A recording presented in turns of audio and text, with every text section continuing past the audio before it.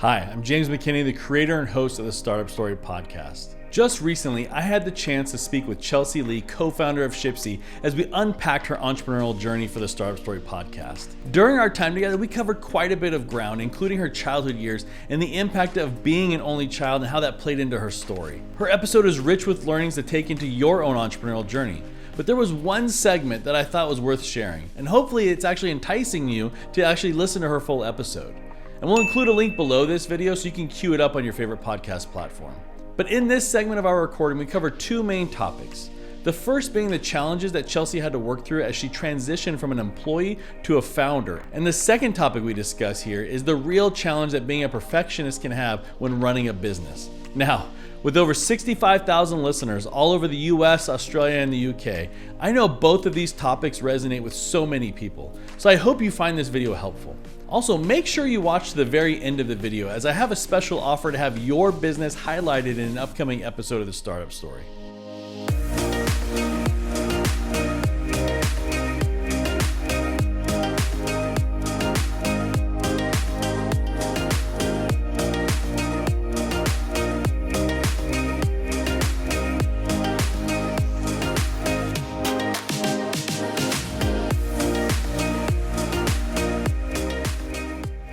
You know, starting a startup from nothing is very different than working for corporate America.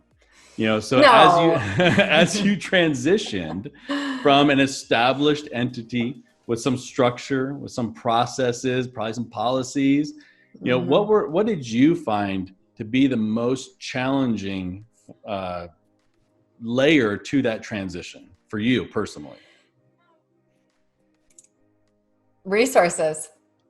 I took for granted having a legal team and a marketing team and someone who could work on your contracts, who paid your check, dealing with unemployment or regulations, not to mention investors and a board.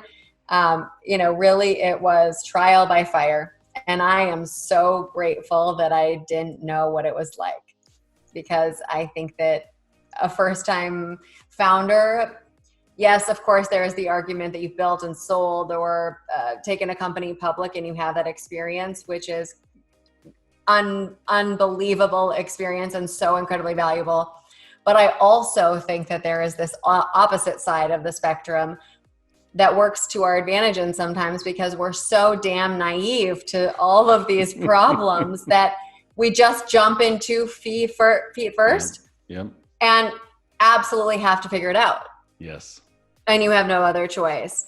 One of the things that I did was build a 5-year wages model before we had a product as a fun weekend activity. But thank goodness Ben, my co-founder, comes from Startup Land and reiterated that wasn't important at this point. And I heard a line recently, or read something last week, I cannot recall who it was, but they said it's okay to get 80% of the way there as a CEO. Like I tend to be a perfectionist, and that's something I'm still actively working on, is understanding and first of all, giving the team the reins, just go and take it. It's their ownership. And I'm so impressed. Yeah. I've heard various things around that 80% rule. Complete is better than perfect. Launched is better than perfect. I mean, there's a lot, really anything is better than perfect. And in fact, we've had a few episodes where founders talk about being a perfectionist and some of the paralysis that can create as we move forward. And I think as your team grows a bit, the impact of that perfectionist nature becomes diluted a bit, because now there's just more people. And it's worse. It's for you, it's worse. Really explain. Well, no, I think it's when we started growing really, really fast and bringing customer service in-house, my attention to detail would take me from 8 o'clock until 2 or 3 in the morning at the office, looking at a delivery or like a report, and then diving into the data really deep in it, when my time would have been well better spent in other areas working on something with our partners or business development. Okay. And so that was a real challenge for me because I was getting so exhausted, but I was so excited. I couldn't not go in, or I would get a delivery report, and weekends are our busiest time. And we just had gotten a new office. And so it was just so fun to count and see our success. And I would get something and say, whoa, no way. That can't be right. Like, that's what we were supposed to hit for the month, not this weekend. And it's amazing. It was incredible. Yeah.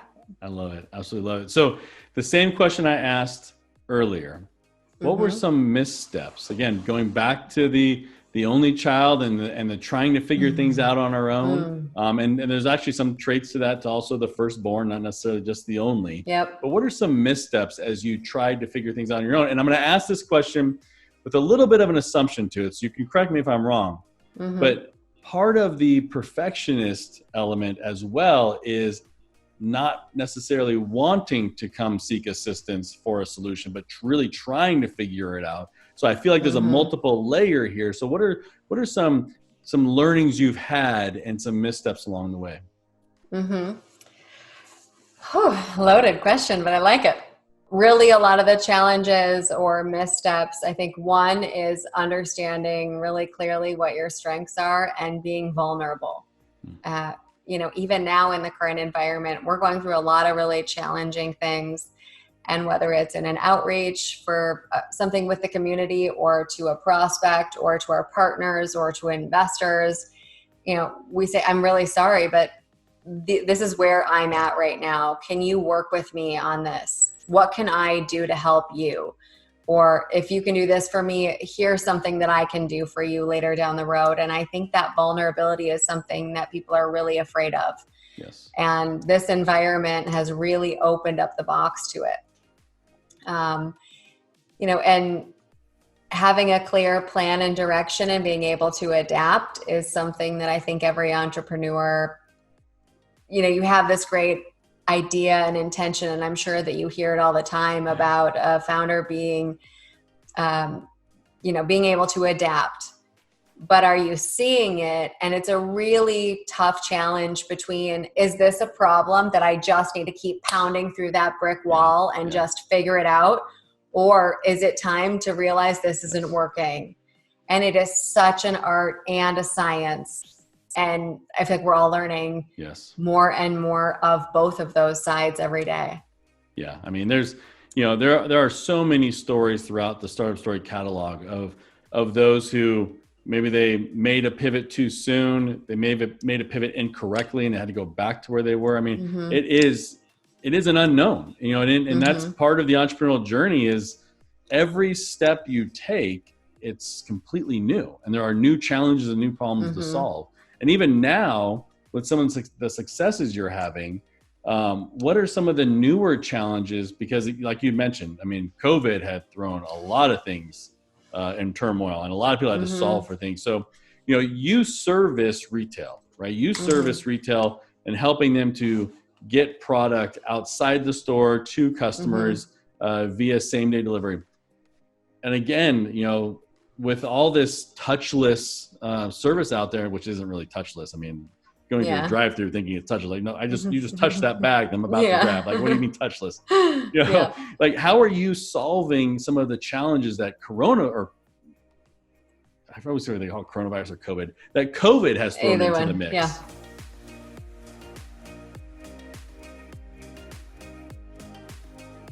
I hope you found this video and this content helpful. If you did, then please make sure to subscribe to the Startup Story podcast on your podcast platform of choice so you can hear Chelsea's episode in its entirety. With over 80 founder interviews to choose from, I am confident you will find one that will be helpful to your entrepreneurial journey. I mentioned earlier that I have a special offer for you, and it requires nothing from you except your time. Every episode of the Startup Story, I read a listener review from Apple Podcasts. If you visit the Startup Story show on Apple Podcasts and leave a written review, I will read it in an upcoming episode. And here's the best part. If you insert your URL, social media accounts, or company name, then that segment will be inserted into a Startup Story episode and live on for years to come. It's basically a free advertisement for your business or brand within the Startup Story. I hope you will subscribe to this show as well as follow us on all the many social media platforms. I say it in every episode because I believe it. Entrepreneurs support other entrepreneurs, and we're here to support you.